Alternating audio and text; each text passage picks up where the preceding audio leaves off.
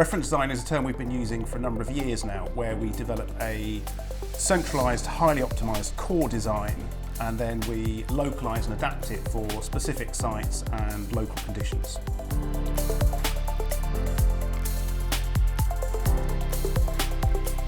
What we're finding is there's lots of these major serial or repeat clients who have a national or global rollout, and they're doing that at rapid pace.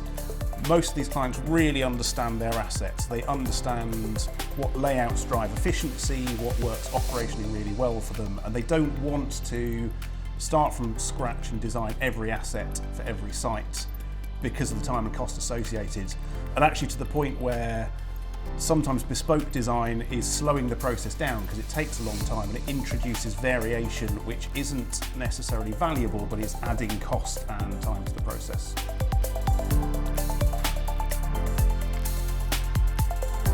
Typically what the clients want to achieve is a very repeatable solution that describes, say, 80% of the assets, and then they get to choose options as they drop it onto local sites. They might want the ability to scale up or scale down.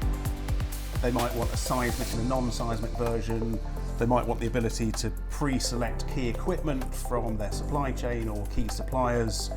But the point is, all of these choices have been built into the reference design, and we have a plan for how to make that kind of local adaptation.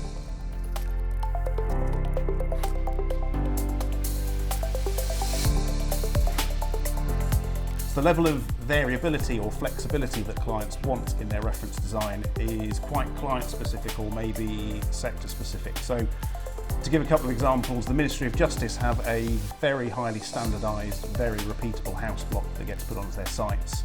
So the thing that changes per site is the orientation, it's the number of house blocks to suit the prison population, etc. Alternatively, in healthcare, there tends to be much more flexibility in the reference design. So, because of, say, clinical specialisms, local needs, existing facilities, you typically need much more variability.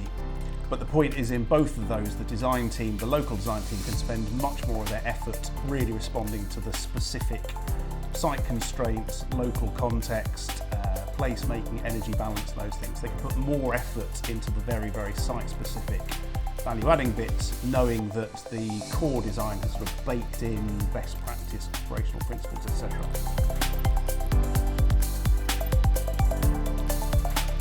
I've given two examples of where this is already happening in the public sector, but we're also seeing it a lot in the private sector now, particularly in, say, data centres markets and fulfilment centres, where you can imagine there are these massive global clients that are rolling out their assets at a pace in all sorts of different regions and geographies. In the UK, the new hospitals programme is using reference design for the delivery of 40 new hospitals across the UK. So they're developing a standardised, repeatable solution that can be scaled up and down depending on local needs, and it's incorporating lots of best practice and learning from the prisons programme. One of the most obvious benefits is the ability to then deliver these assets using design for manufacturing assembly, platform components, etc. But the benefits go much deeper than that. So what we're seeing is, firstly, this gives clients much more control of their assets, much more ownership, and makes them much more enabled as owners and understanders of their own assets. We're also finding that standardising design massively amplifies the benefits. So if you're going to use a solution, a good solution, many times, then you get an amplification of the benefits.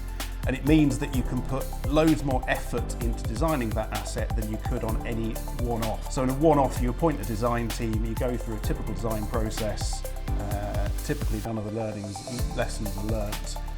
What we found is reference design allows you to do tons of stakeholder engagement, really get good practice, enshrine that in a repeatable design, and then you get the benefits of that design process every single time you roll it out.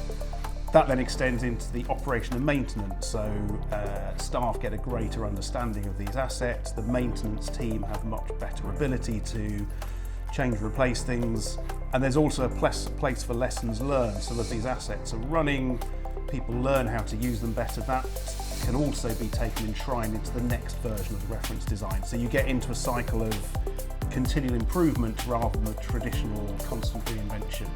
One of the most powerful uses of reference design is right at the start of the process, where clients are starting to look at sites and test their viability.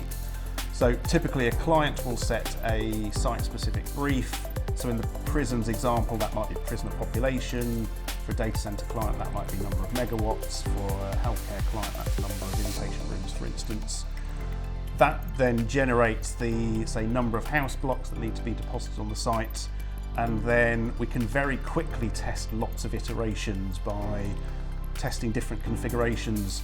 Because all the rules around how the different buildings or different parts of the asset talk to each other, you know that each of these options will be compliant and will meet all the technical standards. But you can very quickly generate lots of options and then start to assess them relative to each other. So you can look at which has the best site utilisation, which has the least amount of cut and fill, which has the closest match to your idealised adjacencies. So already you're tending towards a design which is very highly optimised, but you do that very quickly and you can very quickly test whether a site is very viable or not. And so for clients to be able to make informed decisions very early on and make big investment decisions on sites much more quickly than they would normally is enormously powerful, because once they buy a site, they're locked in for a very long time. So having that speed of iteration while still helping to develop a more optimised solution and inform a very important capital decision is incredibly powerful for these clients who are often looking at multiple sites at the same time.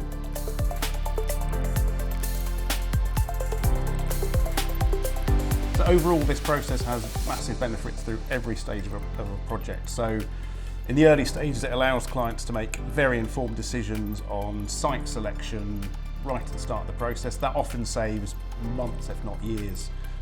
The design process can happen incredibly quickly because of the pre-baking of the solutions into the reference design. It also cuts design fees because it allows designers to only be focusing on those elements which are the most site-specific and most localised. It often allows procurement to happen very quickly because you have the standardised reference elements. You could be starting to procure some of the components for those while the main site design is still happening. And for the supply chain, it gives massive certainty, because if they know there's a pipeline of continual demand coming out from clients, they can gear up, they can start to innovate. So it benefits everyone, from the clients, the designers, the supply chain, site personnel, operational personnel, right the way through the process, and often takes a process that would be months, years, decades in some instances, and turns that into weeks, months in some cases. So you can see hopefully why this has become such a hot topic and why it's become such an enticing way for people to start to run these programs. This actually links back into lots of other things that are of interest in Bryden Wood. So design automation sits on top of this, adoption of automation in construction platforms, and we'll come back to those in future podcasts.